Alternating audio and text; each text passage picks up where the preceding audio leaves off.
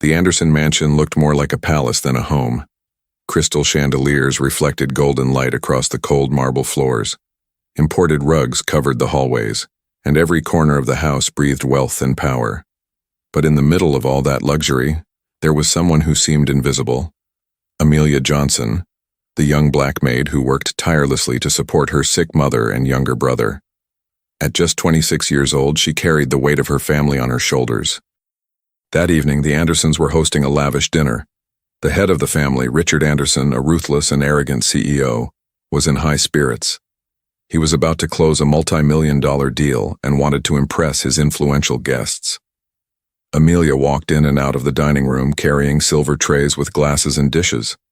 She kept her eyes down, avoiding the arrogant stares of the guests. But even in silence, she felt their disdain, as if her very presence was an intrusion. Richard's commanding voice cut through the laughter. "Amelia, bring more wine for my guests." She obeyed quickly. With steady hands, she picked up the bottle and began pouring into each crystal glass. That was when one of the businessmen, slightly drunk, smirked and said, "Richard, you're lucky. Even your maids behave like soldiers here."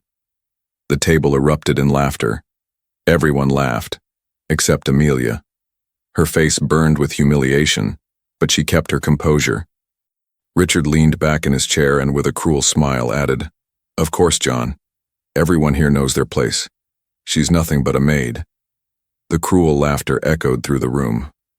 Amelia's chest tightened, her heart pounding with shame. She bit her lip to hold back the tears. In her mind, a voice cried out, "I am more than this. I am a child of God. I have worth." But out loud, she said nothing. She couldn't. As she cleared the dishes, one of the guests' wives whispered with disdain, "Richard, aren't you afraid a girl like her might forget her place and try to be more than a maid?" The dining room fell silent for a moment. Richard broke it with a loud, mocking laugh. "Forget her place? Don't be ridiculous. A girl like that will never sit at our table. Her world is made of mops and brooms."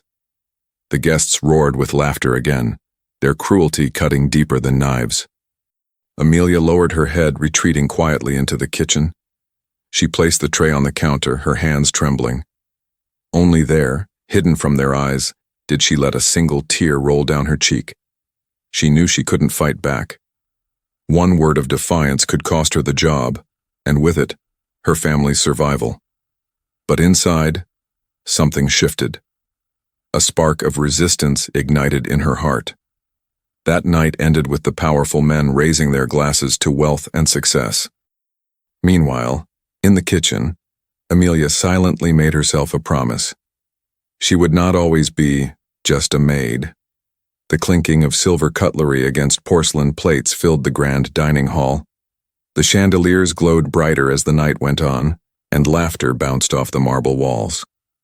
For the rich and powerful gathered around Richard Anderson's table, it was a night of indulgence. For Amelia, however, every second was agony. She moved silently around the table, refilling glasses, collecting plates, and pretending not to hear the cruel words that had already wounded her. Richard, proud of his wealth and influence, leaned back in his chair, swirling his wine glass. He enjoyed not only the admiration of his business partners but also the humiliation of those beneath him. "Gentlemen," he said with a sly grin, "success is about knowing your place and making sure others know theirs." He didn't even look at Amelia, but everyone at the table knew who he was talking about. A heavy silence lingered for a moment. Then one of the guests, an oil magnate named Mr. Harris, leaned forward with a smirk. "Richard, your words are sharp as always, but tell me," he gestured toward Amelia, who was pouring wine into his glass, "don't you think it's risky to let the help walk so close to your business deals? Sometimes servants overhear things." The comment drew muffled chuckles. Richard raised an eyebrow, then let out a laugh so loud it echoed through the room. "Amelia overhear something? Don't make me laugh. She wouldn't even understand what she's listening to. She's a maid, not a mind for business. Look at her." The guests turned their heads, examining Amelia as though she were some sort of object to be displayed. Her hands shook slightly as she placed the wine bottle back on the tray, but she refused to look up. Go on, Amelia, Richard sneered. Tell us, do you even know what a merger is? Do you understand stocks, assets, contracts? The question was rhetorical. He didn't expect an answer. It was nothing but entertainment at her expense. The table burst into laughter again, crueler this time. Some of the wives covered their mouths as they laughed, while others exchanged looks of superiority. One of them, Mrs. Whitmore, leaned toward her husband and whispered loudly enough for everyone to hear. Honestly, Richard, I don't know how you tolerate such people in your house. She doesn't belong in a place like this. Amelia's chest tightened. Every word felt like a blade. But still she kept her composure. She lowered her head, gathered the empty plates and carried them away, hiding her pain. In the kitchen, her friend Lucille, an older maid with kind eyes, noticed her trembling hands. Child, don't let their words poison your heart, Lucille whispered, touching Amelia's arm gently. They think money makes them gods. But remember, God sees everything. He doesn't forget the tears of the humble. Amelia swallowed hard, her eyes filling with tears she refused to let fall. They laughed at me, Lucille. They looked at me like I was nothing, like I was less than human. Lucille squeezed her hand. You are not nothing, Amelia. One day the tables will turn. Mark my words. Back in the dining room, the laughter still echoed, but Amelia's heart had already begun to change. For the first time, she felt not only pain, but also the faint spark of determination. The cruel laughter that night would not be forgotten. It would echo in her soul, until the day she silenced it forever. The night finally ended. The guests left the mansion with full bellies and smug smiles, congratulating Richard Anderson for his wealth and charm. He shook hands, laughed loudly, and pretended to be the perfect host. But inside the kitchen, far from the polished laughter, Amelia sat silently at the wooden table, her apron still stained from the night's work. Her hands rested on her lap, motionless, as if too heavy to move. Lucille, the older maid, placed a cup of warm tea in front of her. Drink, child.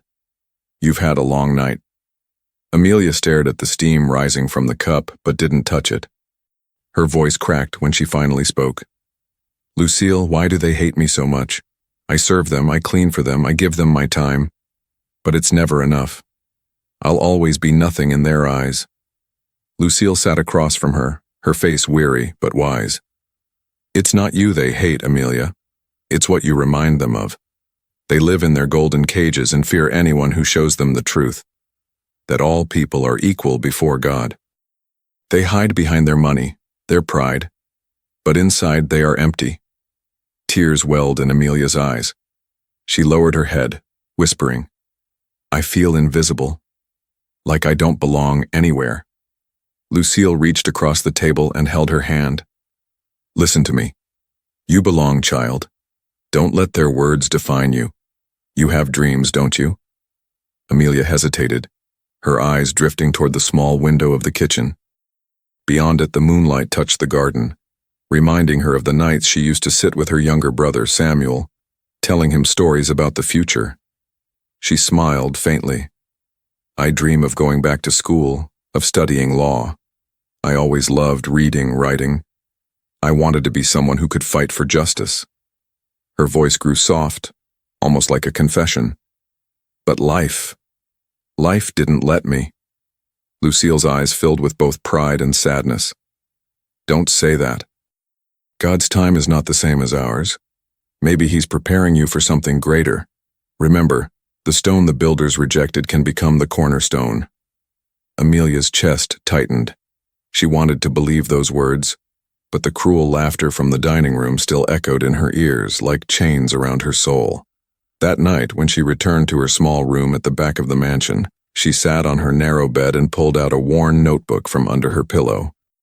Inside, scribbled in neat handwriting, were her thoughts, prayers, and dreams. She wrote by candlelight. They see me as nothing, Lord, but you know my heart. Give me strength not to hate them. Give me courage to endure. And if you will it, give me a chance to rise. When she finished, she pressed the notebook against her chest and closed her eyes. Tears slipped down her cheeks, but in her heart, a seed had been planted. a seed that no humiliation could kill. The weight of discrimination was heavy, but Amelia's spirit, though wounded, refused to break. The mansion had finally grown silent.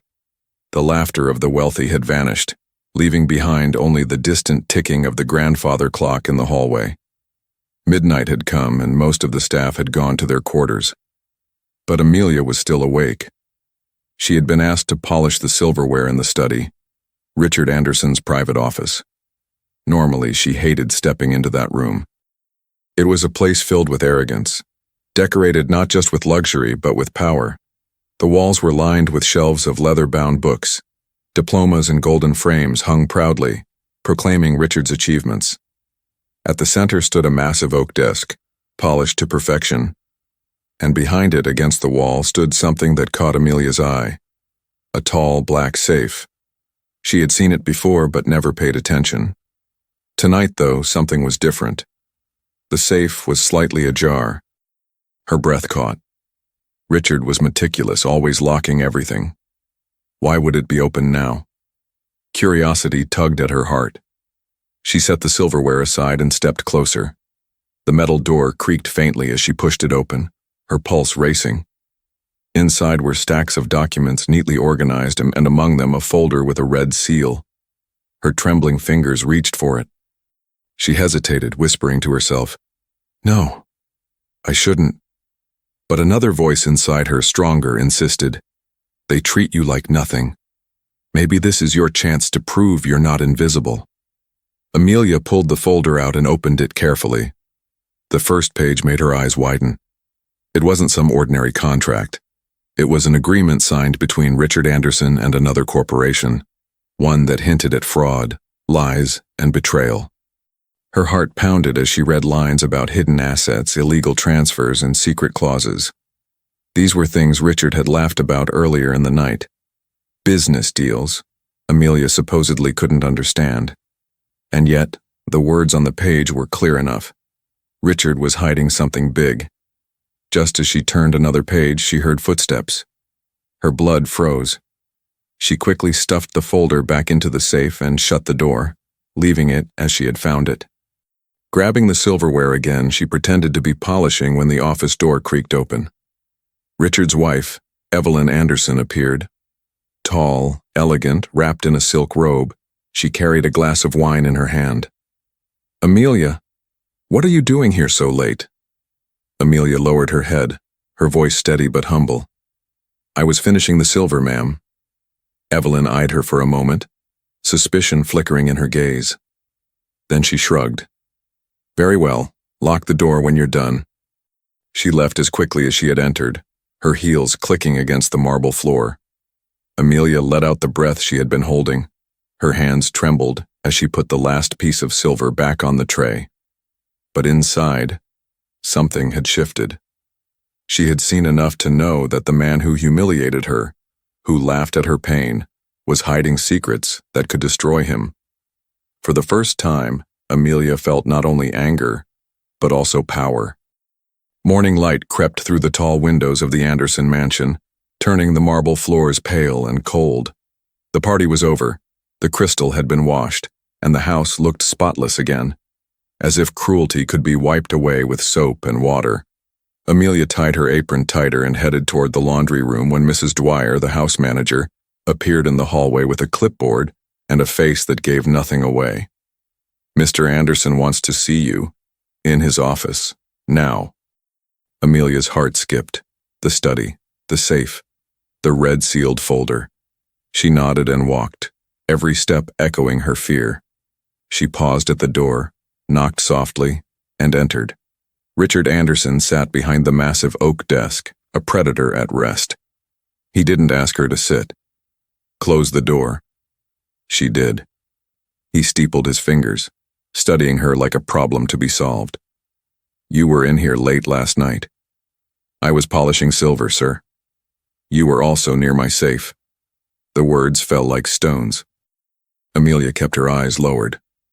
"I clean what the house requires, sir." Richard leaned back, a thin smile cutting his face. "Let's not play games. There are cameras in this room. I see everything."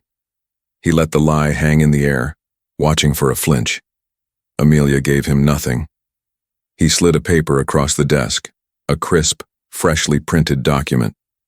This is a standard confidentiality agreement. You'll sign it. You will never speak about what you see or hear in this house. If you do, you'll be sued for damages you cannot imagine. Amelia glanced at the page.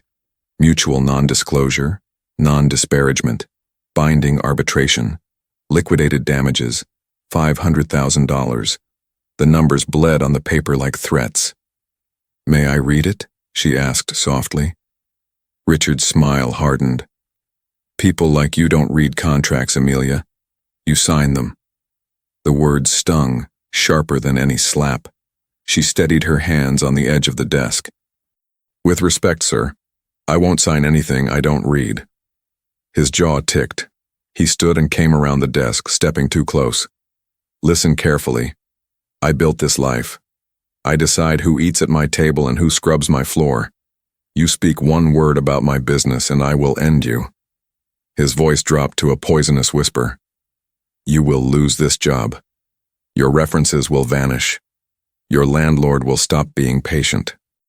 Your mother's clinic, do you really think charity runs on air?" Amelia's breath hitched. He was telling her he could choke every lifeline she had, not with violence, but with phone calls. "I haven't done anything wrong," she said, voice trembling but steady. "I come here, I work, I go home, that's all." "That's all you will ever do," Richard hissed, tapping the paper. "Sign." He offered a pen. The room felt smaller, the walls pressing inward.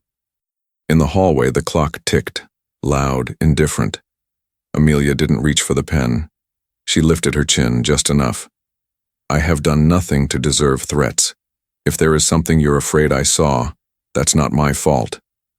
The mask slipped. For a split second, Richard's eyes flashed with something feral. He snatched the paper back, grabbed another envelope from the desk drawer and tossed it at her. Money. A thick stack. "Take it. 2,000 now, more later. Keep your mouth shut." "Stay out of my office. You never saw anything." Amelia stared at the envelope, then at him. "You're trying to buy my silence."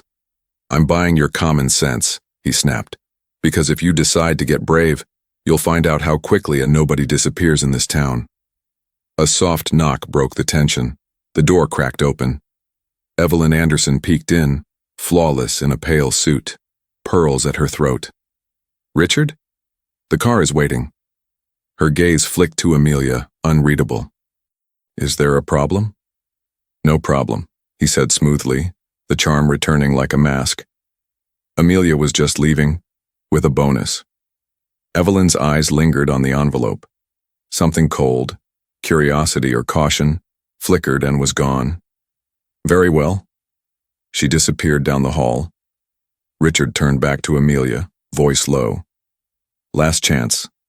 Take the money, sign the paper, or tomorrow you pack your room." Amelia's hands trembled, but not from fear alone. It was anger. Clean, burning. "I won't take your money, sir. And I won't sign without reading." His laugh was short and ugly. "Then you won't last the week." He buzzed the intercom. "Mrs. Dwyer, reduce Amelia's hours, effective immediately, a beat, and move her out of the main quarters, basement."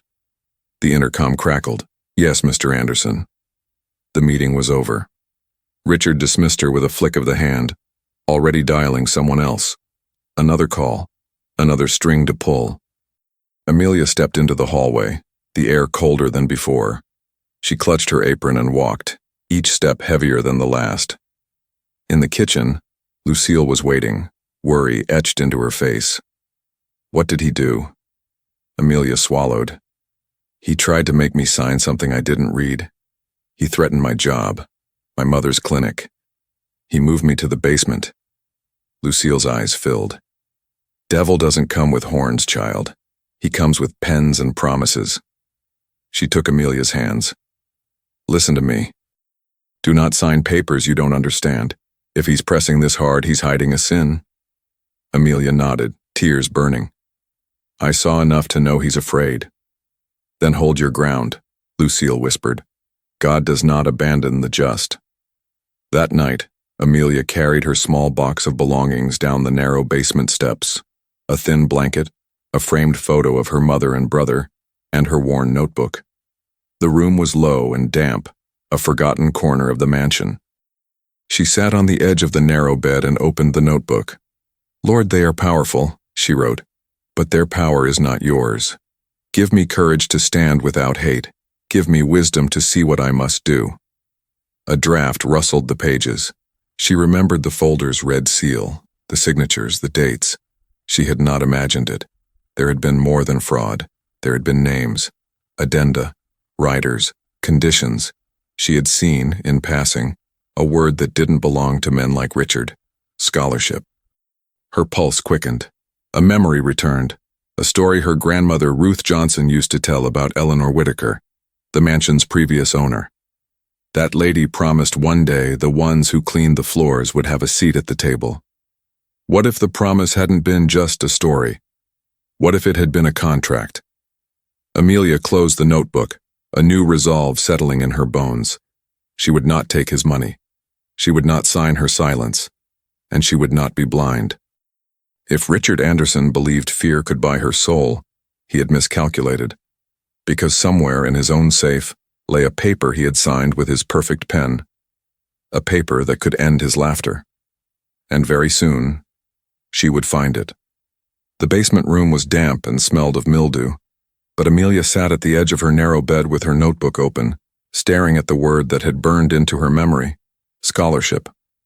Why would a word like that appear in Richard Anderson's secret contract?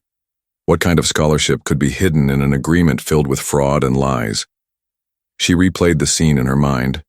The red seal, the pages she had only half read, the names scrawled in fine ink. She remembered a second word, faint but clear: foundation. Her grandmother Ruth's voice returned, like an echo from childhood. Eleanor Whitaker was a just woman child. She said one day the poor would rise. She promised education, promised opportunity, but only if her will was respected. Could it be? Could the papers in Richard's safe be tied to Eleanor Whitaker's will? Amelia didn't sleep that night. She lay awake, staring at the cracked ceiling, her heart racing with questions. If Richard was hiding such a document, it meant the mansion itself carried a legacy, and Richard was betraying it. The next morning, Amelia was scrubbing the grand staircase when Evelyn Anderson descended, dressed immaculately as always. Her pearl earrings caught the light. Her perfume lingered in the air. Evelyn rarely looked at the staff, but today her eyes lingered. "How do you find the basement room, Amelia?" she asked coolly. Amelia froze, caught off guard. She lowered her head. "It is fine, ma'am." Evelyn's lips curled in something between pity and curiosity. "My husband can be harsh. But harshness keeps this house in order. You understand?" Amelia nodded, though inside her stomach churned. Evelyn tilted her head, studying her a moment longer before gliding away. As she left, Amelia noticed something fall from Evelyn's silk scarf. A small silver key, delicate but distinct. She picked it up. "Mrs. Anderson, you dropped this." Evelyn turned, her expression unreadable. She took the key back slowly, almost suspiciously. "Thank you, Amelia." Her voice lingered on the name as if testing her. Then she walked away. Amelia's hands trembled. That key had not been for jewelry or a drawer. She had seen it before. A key like that fit the lock on the safe in Richard's office. Later that night, when the mansion was once again cloaked in silence, Amelia's opportunity came. Evelyn and Richard had gone out to a late banquet. The house was quiet, the staff asleep. Heart pounding, Amelia tiptoed to the study. She hesitated at the door, listening, only the steady ticking of the clock. She slipped inside. The air was heavy, the kind that carried secrets. The safe stood tall against the wall, its black door gleaming in the faint light. To her shock, it was unlocked again. Her pulse quickened. Slowly she pulled the handle and opened it. Inside, the same stacks of documents greeted her. And there, resting on top, was the red-sealed folder. Her hands shook as she opened it. This time she read carefully.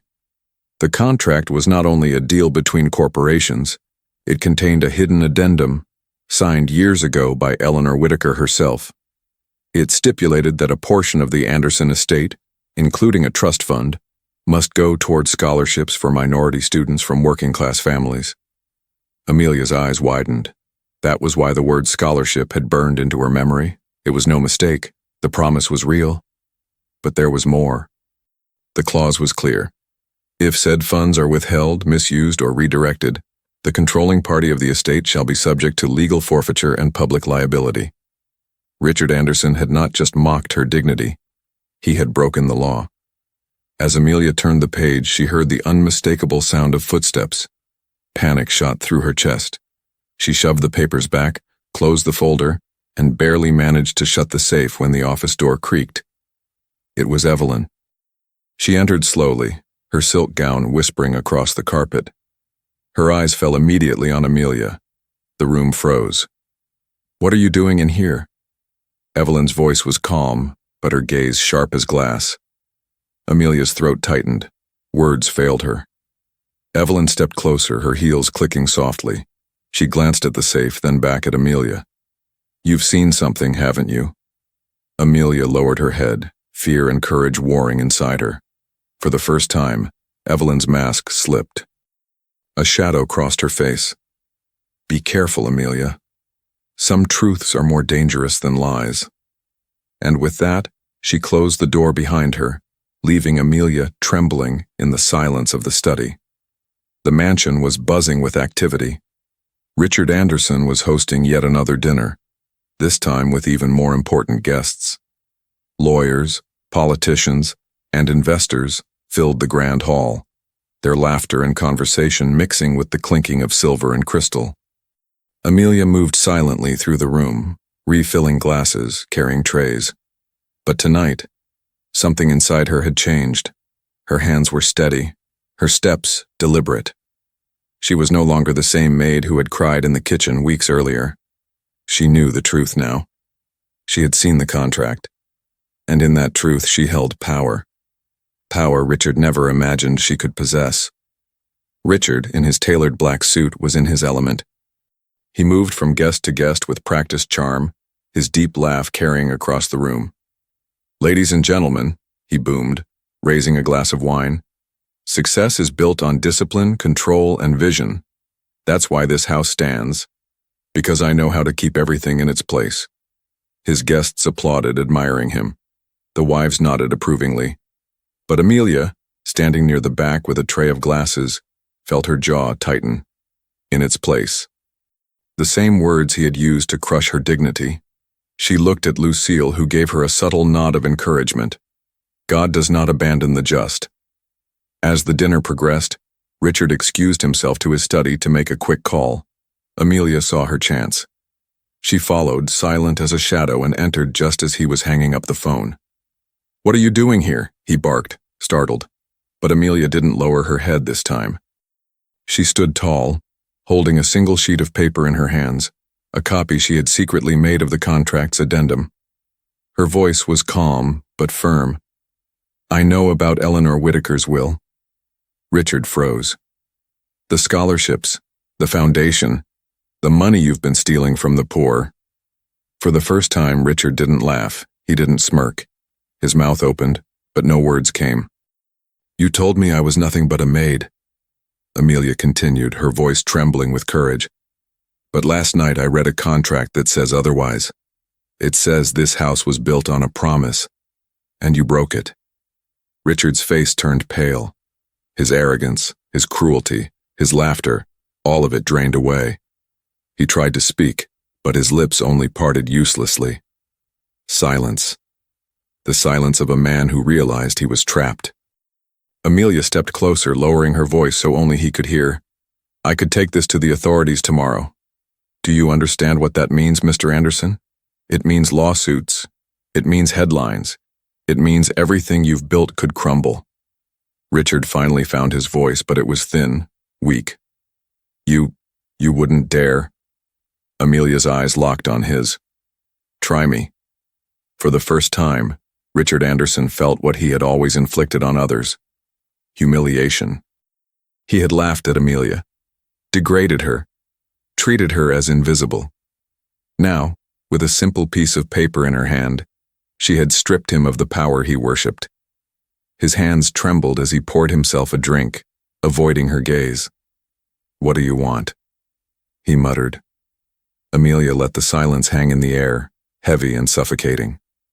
"I don't want your money. I don't want your job. I want you to remember that the poor, the humble, the forgotten, they are not invisible. You will never laugh at me again." She placed the paper on his desk, leaned in and whispered, "God does not abandon the just, but he humbles the proud." Without another word, she turned and walked out, leaving Richard in the kind of silence he had never known before, the silence of arrogance brought to its knees. The next evening, the Anderson mansion once again glittered with lights. Tonight was no ordinary dinner. It was a celebration party. Richard had just secured a major business merger, and the house was filled with investors, politicians, and reporters. He was at the peak of his pride. The grand dining hall overflowed with guests in gowns and tuxedos. Glasses of champagne sparkled under the chandeliers. A jazz quartet played softly in the corner. Richard raised his glass, his voice booming with false confidence. "Ladies and gentlemen, tonight we celebrate not only business, but vision. The Anderson legacy is built on power, discipline, and order, and that legacy will continue for generations." Thunderous applause erupted. The guests admired him. They saw a man untouchable. But Amelia, standing near the wall with her tray, knew the truth. And soon, everyone else would too. Among the guests was a quiet man with a press badge. Mr. Clark, an investigative journalist Amelia had reached out to. She had slipped him copies of the hidden contract earlier that day. Now, as Richard finished his speech, Mr. Clark stood and raised his voice. "Mr. Anderson, before you finish, perhaps you'd like to comment on Eleanor Whitaker's scholarship fund, the one you've been stealing from." The room froze. The jazz stopped mid-note. All eyes turned to Richard. "Excuse me?" Richard's smile faltered. The journalist held up the contract, the very document Amelia had uncovered. "According to this addendum, the Anderson estate was legally bound to fund scholarships for minority students. Instead, you've redirected those funds into your personal accounts and shell corporations." Gasps filled the room. The guests exchanged shocked glances. Some wives put their hands to their mouths. "That's absurd," Richard snapped, his voice cracking. "Where did you even—" But the journalist cut him off. "We have signatures, we have bank transfers, and we have witnesses." His eyes flicked toward Amelia. Richard followed the gaze. For a split second, his face drained of color. He realized who had done this. The maid. The girl he had called nothing. One of the politicians, red-faced with anger, stood and shouted, "Richard, is this true? Did you pocket money meant for children's education?" The room erupted. Voices overlapped. Unbelievable. Scandal. Disgraceful. Richard tried to shout over them, but his words were swallowed by the noise. The guests who once cheered him now jeered, their respect turning to contempt. Reporters snapped photos. Flash after flash lit his pale, sweating face. His empire of pride was collapsing before their eyes. "Security," he barked desperately. "Remove that man, remove her." But even the guards hesitated. No one moved to save him. His power was gone.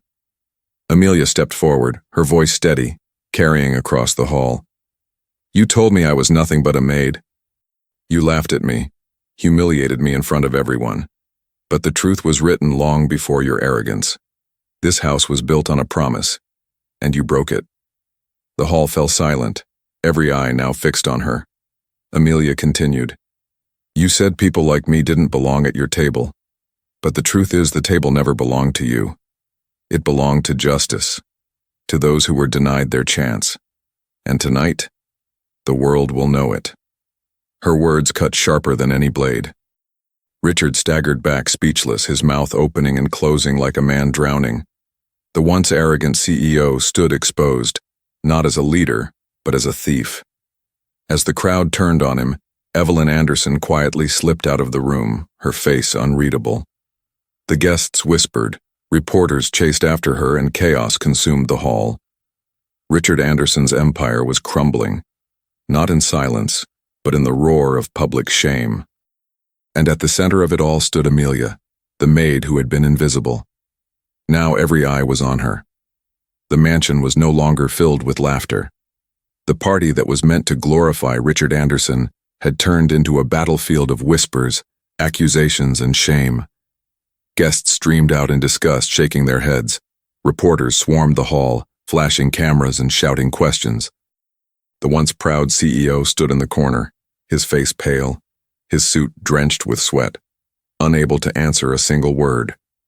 And there, in the center of it all, stood Amelia. The journalist, Mr. Clark, turned to her. "Miss Johnson, is it true you were the one who uncovered this?" The room fell quiet again. Dozens of eyes fixed on Amelia.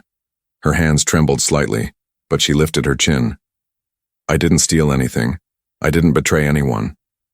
I only read what was already written, a promise that was ignored, a contract that was broken." Gasps and nods filled the room. One of the politicians, earlier furious, now stepped closer. "Young lady, if what you say is true, you've done a service not just to this house but to this city. Children could have had opportunities, education, a future. Instead, this man pocketed their chance at life." Another guest, a philanthropist, spoke firmly. "You've shown more courage than anyone else in this room. While we sat here drinking wine, you risked everything for the truth." Amelia lowered her head humbly, but her voice was strong. "I only wanted them to stop laughing at us, to stop treating us as less than human. We all deserve dignity. We all deserve justice." Her words struck deep into the hearts of those listening. Meanwhile, Richard staggered forward, desperate. "Lies, all of it. She's just a maid. She doesn't know what she read."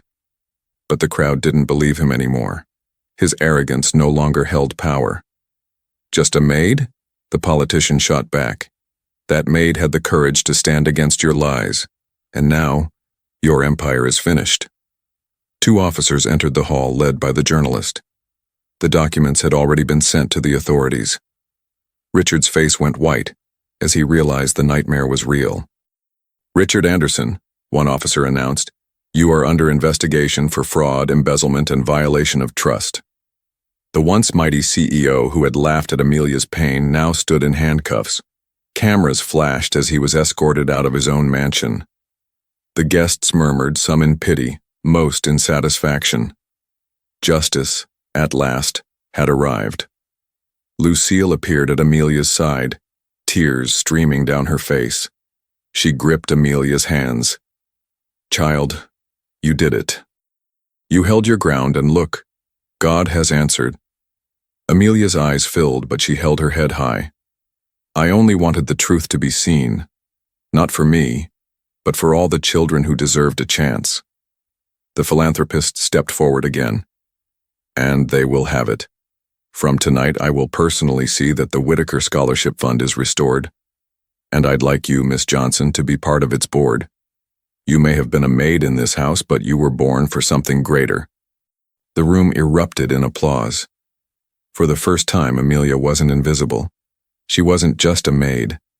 She was a symbol of courage, a voice for the voiceless. The mansion, once a palace of arrogance, was now silent. Richard Anderson had been taken away in handcuffs. The guests had gone, the lights dimmed, the music silenced. But in the quiet aftermath, something new was born: hope. The next day, Amelia woke not in fear of humiliation, but in peace. The basement walls still stood around her, but they no longer felt like a prison. She opened her worn notebook and wrote one final prayer. "Lord, you saw me when they called me nothing. You lifted me when they tried to break me, and you proved that your justice never fails." She closed the notebook with a steady hand. Later that week, Amelia was called not to clean floors, but to attend a meeting in the very study where Richard once mocked her. This time, it was filled not with laughter of arrogance, but with people who respected her. The philanthropist, the politician, and Mr. Clark, the journalist, were all there. "Miss Johnson," the philanthropist began warmly, "we want you to help oversee the restoration of the Whitaker Foundation. No one knows the meaning of this promise better than you. Will you accept?" Amelia's eyes filled with tears. I never dreamed of something like this. I only wanted to be seen as human, to be respected." Lucille, standing proudly by her side, whispered, "And that's exactly why God chose you, child, because you never stopped believing." Word spread quickly across the city. Newspapers printed the scandal in bold letters. "CEO exposed for stealing education funds, maid reveals the truth." But alongside the scandal came something greater, Amelia's story. She was no longer just a maid. She became a symbol, not only for her own community but for anyone who had ever been humiliated, silenced, or ignored. Strangers approached her on the street, thanking her for her courage. Churches invited her to speak. Parents told their children about the maid who stood up to the powerful and won. One Saturday afternoon, Amelia returned to her small family home. Her mother, frail but smiling, embraced her tightly. "My daughter, you carried our pain, and now you carry our victory. I always told you, God would not abandon us." Her younger brother Samuel held up a newspaper clipping with her picture. "See, Amelia, you're a hero." She laughed softly, holding him close. "No, Samuel, I'm just proof that no one is invisible, not even the poor, not even the ones they laugh at." As the sun set over the city, Amelia stood outside the old mansion, now under investigation, soon to be transformed into a center of learning. She closed her eyes, the cool wind brushing her face. In the silence she whispered, "They tried to bury me in shame, but God lifted me in justice. The proud may laugh for a while, but the humble will always rise." And with that, she walked away, not as a maid, but as a woman whose courage proved that God does not abandon the just.